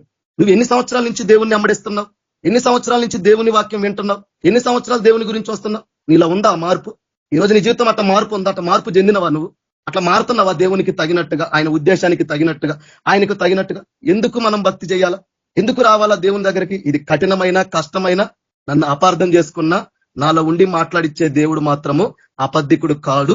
ఈ చెప్పే వాక్యం ఏమీ అబద్ధం కాదు. ఇది మీకు వినడానికి కష్టమైన, అర్థం చేసుకుంటే దేవుని యొక్క బాధ, పరిశుద్ధాత్ముడు పడే దుఃఖము, నీ నా పట్ల మన అవిధేయత జీవితాల వల్ల, మార్పు లేని జీవితం వల్ల ఆయన పడే ఆ వేదన నీకు అర్థమైతే, ఆ దొంగ సిలువలో మారినట్టు ఈ రోజు నీ జీవితాన్ని మార్చుకుంటాం. వాడు ఒప్పుకున్నాడు, ఇది నీకు నాకు తగినదే, మనం అన్యాయస్తులము, కానీ ఆయన అన్యాయస్తుడు కాదన్నాడు. వాళ్ళు చూడు దొంగలుగా ఉన్న వాళ్ళైనా ఒప్పుకున్నారు, కానీ ఈ క్రైస్తవులు అంతకన్నా వేషం వేసుకొని మరి అబద్ధికులు దొంగల్లాగా బతుకుతున్నారు. కపటవులు, వేషధారకులు, క్రైస్తవులు అంతా దౌర్భాగ్యంగా దిక్కుమాలిన వాళ్ళగా బతుకుతారు. ఆ బతుకు నువ్వు నేను బతకొద్దు అని దేవుడు మాట్లాడుతున్నాడు. కాబట్టి ఈ రోజు నువ్వు దేవుని ఎదుట దీన మనసు కలిగి ప్రవర్తించు. నీలో ఇంకా న్యాయం లేదేమో, స్వార్థమే, భేదం చూపిస్తే నువ్వు న్యాయవంతుడు కాదు. ఒక వాక్యము ఒకరి పట్ల విన్నట్టు ఇంకొకరి పట్ల వినలేదంటే నువ్వు భేదం చూపించిన వాడి. నీలో పక్షపాతం ఉన్నట్టు, దేవుని గుణం లేదు నీలో, నువ్వు నిజం కాదు, నువ్వు చేసేది అబద్ధం. ఎందుకంటే మాట్లాడేవాడు దేవుడు అన్నప్పుడు ఆయన ఎవరినైనా వాడుకుంటాడు, ఎవరి ద్వారా అయినా మనతో మాట్లాడతాడు. కాబట్టి ఇంకా మన జీవితంలో ఎదుటి వారి పట్ల మనం కనికరం చూపించకపోతే దేవుడు మనల్ని ఇష్టపడే రీతిగా లేడు. చూడండి, ఎఫెసీలకు రాసిన పత్రిక 5వ అధ్యాయము 3వ అధ్యాయము. ఎఫెసీలకు రాసిన పత్రిక 5, 3, 4. మీలో జారత్వమే గాని, ఏ విధమైన అపవిత్రతే గాని, లోభత్వమే గాని వీటి పేరైనను ఎత్తకూడదు. ఇదే పరిశుద్ధులకు తగింది. జారత్వం ఉండొద్దు మనలో, మనసు చెరుపుకోవద్దు. మనం దేవుని మీద ఉన్న మనసు వేరే వాటి మీద మనసు పోయిందంటే నువ్వు జారిపోయినావు దేవుళ్ళోనండి. నీలో దేవుడు లేడు, నీలో నిజంగా దేవుడు లేడు. ఎందుకంటే నాకన్నా ఎక్కువగా నువ్వు దేన్ని ప్రేమిస్తే నువ్వు నాకు పాత్రుడు కాదన్నప్పుడు ఎక్కడున్నాడు దేవుడు నీలో? ఈరోజు నువ్వు ధనాన్ని ప్రేమిస్తూ, మనుషులను ప్రేమిస్తూ, దేవుణ్ణి వెనకేసిన వాళ్ళక్కడ దేవుడు ఉంటాడా? ఈరోజు దేవుని కన్నా ఎక్కువ ఏది నీలో ఈరోజు నువ్వు మనసు కలిగి ఉన్నావు? వేటి మీద నీ మనసు పెడుతున్నావు? వేటి కొరకు నీ జీవితంలో నువ్వు ప్రయాసపడుతున్నావు? దేవుణ్ణి మనము వెనకయ్యొద్దు. దేవుడి స్థానాన్ని ఇంకొక ప్లేస్ లో ఇంకొకరిని మనం పెట్టొద్దు. అది డబ్బైనా, మనిషి అయినా, ఎవరైనా ఈ లోకంలో ఎంత విలువైందైనా విలువైన వాడు మనకు యేసు ప్రభు ఒక్కడే. ఆయన నిన్ను నన్ను విలువగానే చూసిండు కాబట్టే తన రక్తాన్ని కాల్చి నిన్ను నన్ను విలువ పెట్టుకొని నీ బతుక్కి నా బతుక్కి ఈ లోకంలో ఉన్న మనుషులందరి బ్రతుకులకు ఒక విలువనిచ్చిన దేవుడు. ఆ విలువ నువ్వు దేవునికి ఇచ్చేలాగా ఆయనను ప్రేమించు, ఆయనని ఇష్టపడు. దేవుణ్ణి వెనకయ్యొద్దు మనం, దేవుని సన్నిధిని మనం వెనకయ్యొద్దు మనం, దేవుని సహవాసాన్ని వెనకయ్యొద్దు మనం. నువ్వు అనుకుంటావేమో నువ్వు కష్టపడింది ఎంతో అని, దేవుడు లేకుండా నీ బ్రతుకంతా చీకటి అనే సంగతి క్రైస్తవులమైన మనం మర్చిపోకూడదు. కాబట్టి ఇవి మనకు తగినవి కాదు. ఏంటివి? జారత్వము, అపవిత్రత, లోభత్వం.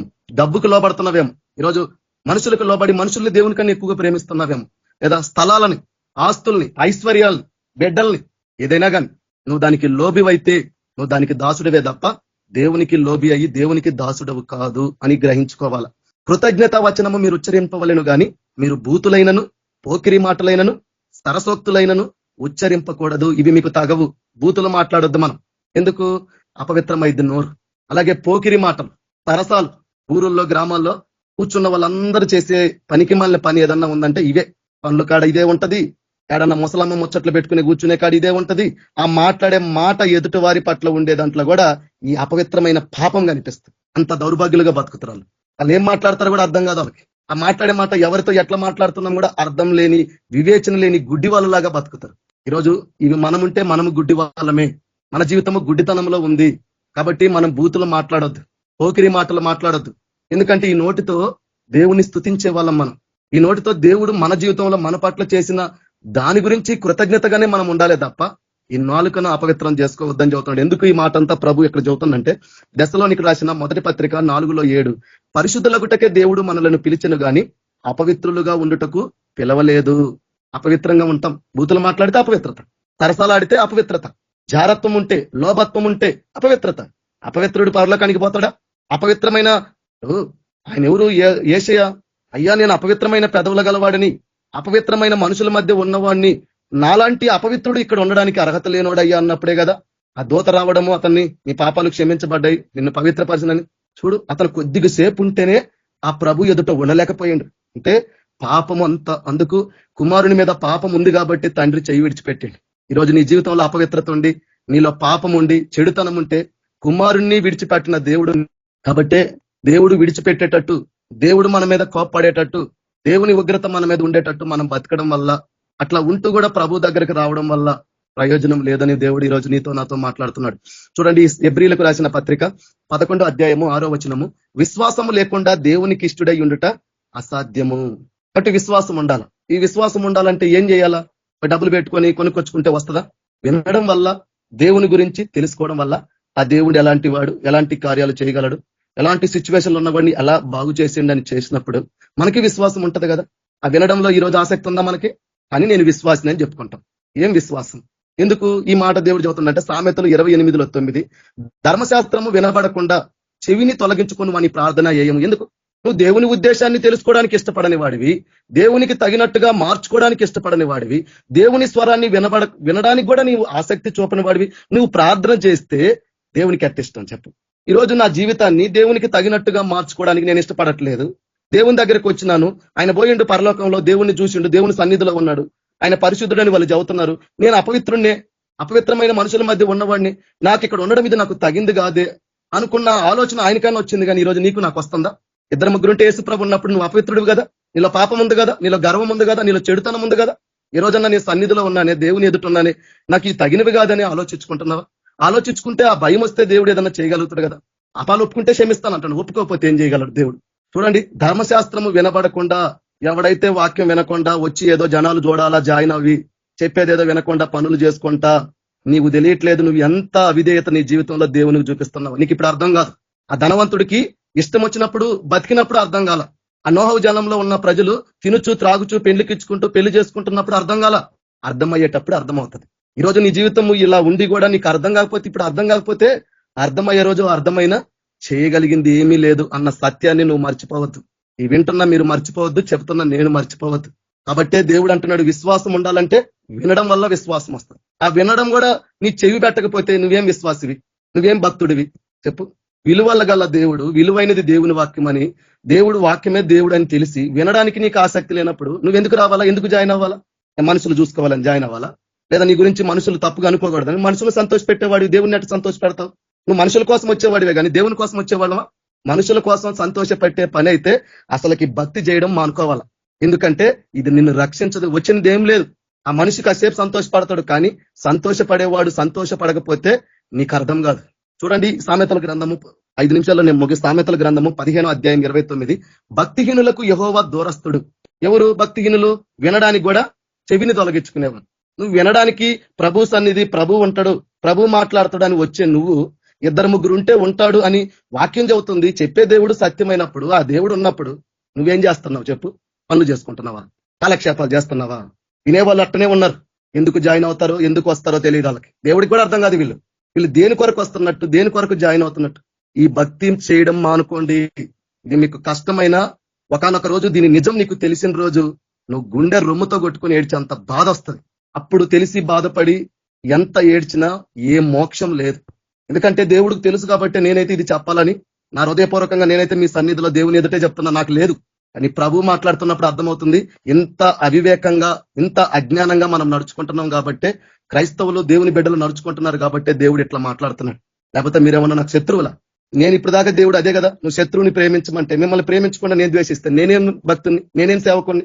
కానీ వాక్యం వస్తుందంటే మన జీవితాలు అట్లా ఉన్నాయేమో, మనం అట్లా నడుచుకుంటున్నామేమో, అందుకే ప్రభు ఇంత కఠినంగా మాట్లాడుతున్నాడేమో. ఇంత కఠినంగా చెబుతున్నా కూడా మనం మాత్రము బండలాంటి హృదయాలు కలిగి ఉంటామేమో, లేదా ఆ చెప్పేవాడిని మీద పొల్లు గొరుగుతామేమో, శాస్త్రుల్లాగా పరిశీలిలాగా కోపంతో మండుకొని మత్సరంతో నిండుకొని. ఏం లాభం? చెప్పే దాంట్లో మంచి ఉన్నప్పుడు గ్రహిస్తే మంచి మార్గంలోకి వస్తాం కదా. బిడ్డలని తల్లిదండ్రులు తిడుతుంటారు కొద్ది గూగులు, అరే చదువుకోరా అంత మాత్రం ఆ బిడ్డలు తల్లిదండ్రులు వాళ్ళకి శత్రువులా? ఎందుకు చెబుతారు అంత కఠినంగా? వినకపోతే ఎందుకు అంత కఠినంగా కొడతారు? కోపంతో ఎందుకు చేస్తారు? ఒకసారి అన్నం కూడా బెటర్ ఎందుకు చేస్తారు? నువ్వు నాశనం అయిపోతావు, నీ భవిష్యత్తు నాశనం అయిపోతుందనే కదా. అంటే అందులో ప్రేమ లేదా? అంటే వాక్యము తీయగా మనకు నొప్పి లేకుండా మన తప్పును చూపించకుండా చెప్పిన దాంట్లోనే ప్రేమ ఉందంటే, అలా నమ్మిన వాళ్ళంతా అవివేకులు, గుడ్డి వాళ్ళు ఈ సృష్టిలో ఎవ్వరు లేరు. ఎందుకంటే ఎక్కడైతే గద్దింపు, హెచ్చరిక ఉంటుందో అక్కడే ప్రేమ ఉంటుంది. ఎందుకంటే స్కూల్లో టీచర్ కొడతాడు పిల్లల్ని. ఎందుకు కొడతాం స్కూల్లో పిల్లల్ని? వాళ్ళు ఏమన్నా శత్రువులు ఆ టీచర్కి? లేదా వాళ్ళకేమన్నా హాని చేసిండ్రా? ఎందుకు కొడతారు? చేసే మార్గము మంచిది కానప్పుడు, ఆ భయాన్ని కలిగించినప్పుడు మంచి విధానంలోకి వస్తారని కదా. దేవుడు కూడా అంతే కదా. మనల్ని ఎందుకు ఖండించాలా? ఎందుకు దేవుడు మనల్ని గద్దించాలి? ఎందుకు మనల్ని హెచ్చరించాలి? ఎందుకు మనల్ని శిక్షించాలంటే ఇందులో నీకు ప్రేమ కనబడట్లేదా? ఇందులో ప్రేమ మీకు అర్థం అవ్వట్లేదా? అంతగా అర్థం చేసుకోలేనంతగా, గ్రహింపులేనంతగా మీరు మత్తులో, గుడ్డిలో ఉంటే ఈ గుడ్డి భక్తి, ఈ గుడ్డి నమ్మకం, ఈ గుడ్డి విశ్వాసం మిమ్మల్ని ఎట్లా కాపాడుతుంది? ఏ రోజన్నా మనం ఆలోచించుకుంటున్నామా? ఆలోచించుకోం. ఏ రోజన్నా అట్లా మన జీవితాలు చూసుకుంటామా? చూసుకోం. నేను దేవుడు ప్రార్థన చేస్తున్నాను కాబట్టి, దేవుని సేవ చేస్తున్నాను కాబట్టి అంతా బాగుంది. నాలో ఏ పులుపు ఉంది, నాలో ఏ తప్పు ఉంది, నేను ఏ దీంట్లో తప్పు చేస్తున్నాను కాబట్టి ఎవడన్నా ఇది నీలో తప్పు ఉందంటే అబ్బా మనకెక్కలేని కోపం, నన్ను అనేవాడివా నువ్వు, నన్ను అనే అంత అర్హత గలవాడివా నువ్వు, ఇట్లా మాట్లాడతారు. మాట్లాడిన ప్రతి వాడు ఒకానొక దినము ప్రభు అడిగినప్పుడు చెప్పుకుంటారు. వీళ్ళు పలాని రోజు, పలాని సమయంలో, పలాని రీతిగా నీ దగ్గరకు వస్తే నువ్వు నన్ను గ్రహించినావు అంటాడు దేవుడు. ఎప్పుడు వచ్చినవయ్యా అంటాం, అప్పుడు బాధపడతాం. చూడండి, నీతిమంతుల ప్రార్థన ఆయన అంగీకరించును. కాబట్టి నీతి లేకపోతే ఎట్లా? దేవుని నీతి మనలో ఉండాలి కదా. ప్రభు కన్నులు నీతిమంతుల మీదనే ఉంటాయి తప్ప చెడుతనంలో ఉండి, అసూయలుండి, కుళ్ళులుండి, కుట్రలుండి, ద్వేషాలుండి, కలహాలుండి, కక్షలుండి, ఒకడు ఎదుగుతుంటే ఓర్వ లేకుండా, ఒకరిని క్షమించలేకుండా, ఒకటి పట్ల జాలి పడకుండా, కనికరం చూపించకుండా, ఇవన్నీ కలిగి నేను గంటలు చేసినా వచ్చిన మోక్షం లేదు. ఎందుకంటే కీడు చేయవారు ఎప్పుడు కూడా దేవుడు లేడు. చర్చిలో ఉండి వాళ్ళు వర్షిప్ చేస్తున్నారు. ప్రభు ఎక్కడున్నాడు? బయట ఉండి తలుపు కొడుతున్నాడు. ఈ లోపల ఉండి ఎవరు చేస్తున్నారు ప్రార్థనలు? ఎవరిని ఆరాధిస్తున్నారు? లోపల బయట ఉన్నాడు కదా దేవుడు. ఈ రోజు ఆ దేవుడు నిన్ను దాటి బయట ఉన్నాడేమో. ఏ రోజన్నా నువ్వు చూసుకుంటున్నావా? చూసుకో. ఎందుకు? నీ భక్తిని చూసుకుంటావు, నీ అనుభవాన్ని చూసుకుంటావు, నువ్వు దేవుడి పట్ల ఉండే నీ ఆలోచన చూసుకుంటావే తప్ప ఇదిగో ఈ వాక్యం ఇట్లా సెలవిస్తుంది, ఇట్లా నేను ఉండాలి కదా అని మనం చూసుకుంటే బాగుపడతాం. అది సాతానుడికి ఇష్టం ఉండదు. ఎందుకు? అది మంచి మార్గం కదా, అది నీ సత్యాన్ని తెలియజేస్తుంది కదా, నిన్ను నడవలసిన మార్గాన్ని చూపిస్తుంది కదా. అందుకు మన దృష్టి మారుస్తుంది అన్నట్టు. సామెతల గ్రంథము 15వ అధ్యాయము 9వ వచనము, భక్తిహీనుల మార్గము యెహోవాకు హేయము, నీతిని అనుసరించు వానినే ఆయన ప్రేమించుడు. చూడు, నీతిని అనుసరించే వాళ్ళు. ఆ స్త్రీ పాపాత్మురాలే, కన్నీళ్లతో గడిచింది. ఆ పరిసయుడు బాగున్నానని చెప్పుకున్న సొంకరి పాపాత్ముడే, ఒప్పుకున్నాడు. నీతిమంతుడైపోయింది. మన తప్పులు ఒప్పుకోకుండా, మన పాపాలు ఒప్పుకోకుండా, మనం చేసిన అవిధేయతలు ఒప్పుకోకుండా, వీటన్నిటిని పేరు పెట్టుకొని ఎంత దుర్వాసన వచ్చిద్దో. ఈరోజు పరిమళ వాసనగా ఉండాల్సిన మనం ఈరోజు ఏ వాసన కలిగి ఉన్నాం? ఈరోజు నీలో ఏ వాసన వస్తుంది చెప్పండి? ఈరోజు మనల్ని బట్టి దేవుణ్ణి వాళ్ళు ఎరుగుతున్నారా? చూడండి, సామెతల గ్రంథము 15వ అధ్యాయము 8వ వచనము. భక్తిహీనులు అర్పించు బలులు యెహోవాకు ఏయములు, యథార్థవంతుల ప్రార్థన ఆయనకు ఆనందకరం అంట. ఎంత ఆనందిస్తాడు నీలో యథార్థత ఉంటే. అర్థమైందా? చెడుతనాన్ని విడిచిపెట్టకుండా నీలో ద్వేషం పెట్టుకొని, కలహం పెట్టుకొని, కక్షలు పెట్టుకొని, పగలు పెట్టుకొని నువ్వు గంటలు చేసినా నీ ప్రార్థన దేవుడు నాకు చాలా అయ్యా, నువ్వు చేయడం ఆపేయ్యా, ముందు చేయాల్సిన ప్రార్థన నువ్వు చెయ్యయ్యా, నీ తప్పులు ఒప్పుకయ్యా, నీ జీవితాన్ని మార్చుకయ్యా, నీ జీవితంలో ఉన్న నీ పాపపు విధానాలు మార్చుకయ్యా, నీలో ఉన్న గర్వాన్ని విడిచిపెట్టయ్యా, నీలో ఉన్న ఆహాన్ని చంపయ్యా, నీలో ఉన్న ఆ హెచ్చింపు జీవితాన్ని తగ్గించుగా జీవించయ్యా, అప్పుడు చెయ్యయ్యా నీ ప్రార్థన నేను వింటాను అంటున్నాడు దేవుడు. అప్పుడు చెయ్యయ్యా నువ్వు సేవ నేను చూస్తాను అంటున్నాడు దేవుడు. అక్రమంగా ఉంటూ, అన్యాయంగా ఉంటూ, కనికరం లేకుండా ఉంటూ, ఎక్కడ కూడా దీన మనసు లేకుండా ఉంటూ, ఎక్కడ కూడా దేవుడి కాడ తగ్గించుకోకుండా, ఎక్కడ కూడా దేవుడి నీతికి తగినట్టు ఉండకుండా ఉండి నువ్వు చేయడం వల్ల ఎవరికి మోక్షం, ఎవరికి లాభం? ఇది అర్థం కాదు క్రైస్తవులకి. ఎందుకంటే ప్రార్థన చూస్తున్నామే తప్ప వాక్యం చూడం. మనం వాక్యం చూస్తే కదా అసలైన విధానం బయటపడేది. కాబట్టే గుడ్డితనం. వారు కన్నులుండి చూడలేని వారిగా ఉన్నారు, చెవులుండి వినలేని వారిగా ఉన్నారు, మనసు తిప్పుకొని నా వల్ల స్వస్థత పొందుకోలేని వారిగా ఉన్నారని మీ గురించి చెప్పిన యేషయ మాటని యేసు ప్రభు చెప్పిండు. చూసినావా? ఈ రోజు అట్లానే ఉన్నారు. యథార్థత లేకుండా ఎట్లా చెప్పండి? ఆయనను ఎరిగుండి ఆయన ఆజ్ఞలు గైకొనని వాడు అబద్ధికుడు అని లేదా? తన సహోదరుణ్ణి ద్వేషించువాడు నరహంతకుడు, తను చూచిన సహోదరుణ్ణి ప్రేమించిన వాడు తను చూడని సహోదరుని ఎట్లా అబద్ధం కాదా? దేవుడు ప్రేమ స్వరూపి, ప్రేమ లేని వాడు దేవుణ్ణి ఎరగడన్నప్పుడు ఈరోజు దేవుణ్ణి ప్రేమను ఎరిగిన వాళ్ళమైతే ఆ ప్రేమ చూపించలేకుండా ఈరోజు పగలు ద్వేషాలు చూపిస్తున్నామంటే ఇది అబద్ధం కదా? యథార్థత ఉందా? దేవుని కన్నా ఎక్కువగా ప్రేమిస్తూ కూడా పైకి నేను దేవుణ్ణి ప్రేమిస్తున్నానంటే ఇందులో యథార్థత ఉందా? యథార్థవంతుల ప్రార్థనే ఆయనకి ఆనందకరము. ఈ రోజు నీ జీవితంలో యథార్థత ఉండాలా. యథార్థవంతుల మీదనే ఆయన దృష్టి పెట్టేవాడు. యథార్థ హృదయం నీలో ఉండాలా. కపటం ఉండకూడదు నీలో. పైకి నవ్వుతూ లోపల చంపేసి అంత కడుపు మంటతో ద్వేషంతో ఉంటే నువ్వేం క్రైస్తవురాలు? అబద్ధికుడిగా పేరుకు వేషం ధరించుకున్నావు. క్యారెక్టర్ ఒకటి చూపించుకునేది మాత్రం ఇంకో క్యారెక్టర్. ఏంది ఇది? ఎవరిని మోసం చేస్తున్నావు? దేవుడేం వెక్కిరింపబడడు. దేవుడేమి వెక్కిరింపబడడు. నీ క్యారెక్టర్ ఏందో దేవుడు తెలుసు, నీ నిజమేందో దేవుడు తెలుసు. పైకి నవ్వుతూ లోపలంతా కడుపు మంటతోటి, ద్వేషాలతోటి, కక్షలతో పెట్టుకొని నువ్వేం క్రైస్తవురాలివి? కాబట్టి జాగ్రత్తగా ఉండాలని దేవుడు మనకు చెప్తున్నాడు. ఎందుకంటే యథార్థత లేకపోతే ఏముంటది?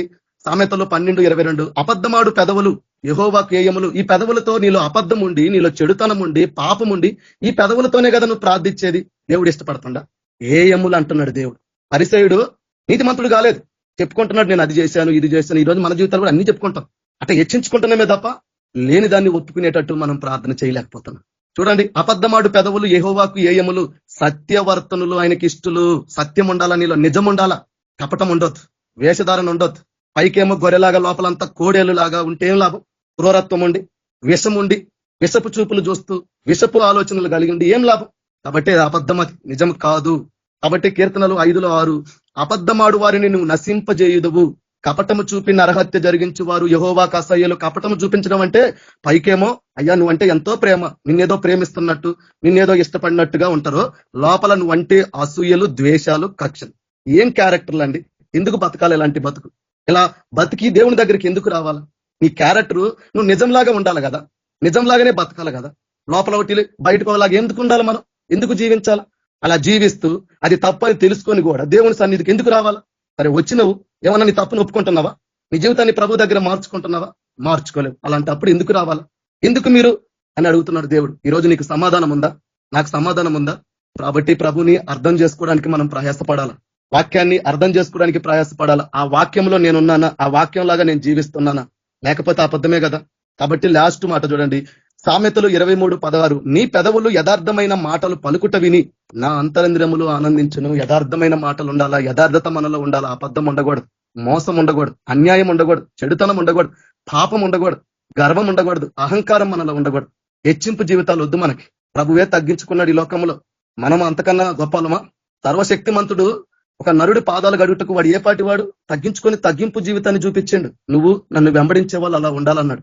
బిడ్డల వంటి హృదయాలు కలిగి ఉండాలి. మనకున్నాయి ఆ బిడ్డల వంటి హృదయాలు. వాళ్ళలో ఏ కపటం ఉండదు. అమాయకులు, చిన్నపిల్లలు అంత బిడ్డల స్వభావం మనకుందా? బిడ్డల లాంటి హృదయం మనకుందా? పసిపిల్లల్లాగా ఉన్నామా? అంతా లోపలంతా చెడుతనము, అపవిత్రత, పాపము, గర్వము ఇవన్నీ కప్పిపెట్టుకుంటూ ప్రభు దగ్గరేమో పరిసయ్యుల్లాగా ఉండి ప్రార్థనలు చేస్తున్నాం. పరిసయ్యుల్లాగా ప్రగల్భాలు, గొప్పలు, గర్వాలు చెప్పుకుంటున్నాం. ఎక్కడ కూడా వాక్యానికి తగినట్టు జీవించే జీవితం ఉండదు, బ్రతుకుండదు. ఇంకెంతకాలము మత్తులో, అబద్ధంలో జీవిస్తారు క్రైస్తవులు. వింటున్న మీరు, చెప్తున్న నేను అలా ఉంటే ఎవరమైనా మనం అందరము దేవునికి సమానులమే. నేనైనా, నువ్వైనా, ఎవరైనా. ఎందుకంటే తీర్పు ఒక్కటే కాబట్టి. ఆయన భేదం చూపిడు, పక్షపాతం చూపిడు. నువ్వు దోషివై కూడా నువ్వు నిర్దోషివని చెప్పడు. కాబట్టి మన అతిక్రమాలుంటే, పాపాలుంటే ఒప్పుకుందాము. ఈ వాక్యం విన్నా మనము వీటిలో దేనిలో మనం తప్పిపోయినాము, దేని విషయంలో దేవునికి అంగీకారం లేమో, అయ్యా నన్ను క్షమించయ్యా, కనికరించయ్యా, ఇకనైనా నా తండ్రి వాటిని విడిచిపెట్టి నాయన నీకు తగినట్టుగా, నీకు అంగీకారంగా నేను జీవిస్తాను అన్న తీర్మానంతో వెళితే ఆ ఎల్లినోడి ప్రార్థనే ఈ రోజుకు సంతోషం అన్నట్టు. లేకపోతే ఇది మనకు సంతోషము, ఇది మనకు ఆనందం, మనకే కదప్ప ప్రభువుకి ఉద్ధరించేది ఏమీ లేదు. ప్రభువుకి వచ్చిన మహిమ ఏమీ లేదు. మనకి మనం సంతోషపడము, మనం ఆనందపడమే తప్ప మనల్ని బట్టి ఈరోజు దేవుడికి వచ్చిన ఆనందం లేదు. కానీ మార్చుకున్న వాళ్ళని బట్టి ఒక్కరన్నా ఉంటే ఆనందం. అది ప్రభుకి ఘనత, మహిమ. కాబట్టి మనం ఆనందించడం, సంతోషించడము ఉత్తమమా?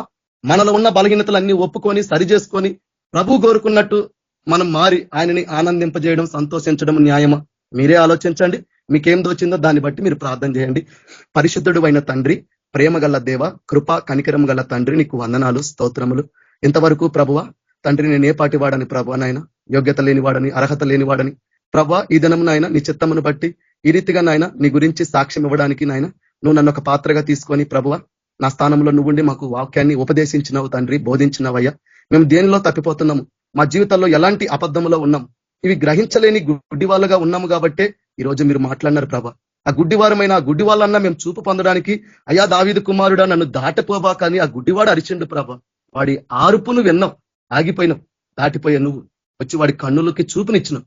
ఈరోజు మా బతుకుల్లో మార్పు లేకుండా, మా జీవితాల్లో మార్పు లేకుండా, మేము ఎక్కడ కూడా నాయన వాక్యం ప్రకారం లేకుండా ఈరోజు గుడ్డి వాళ్ళలాగా బతుకుతున్నాం ప్రభు.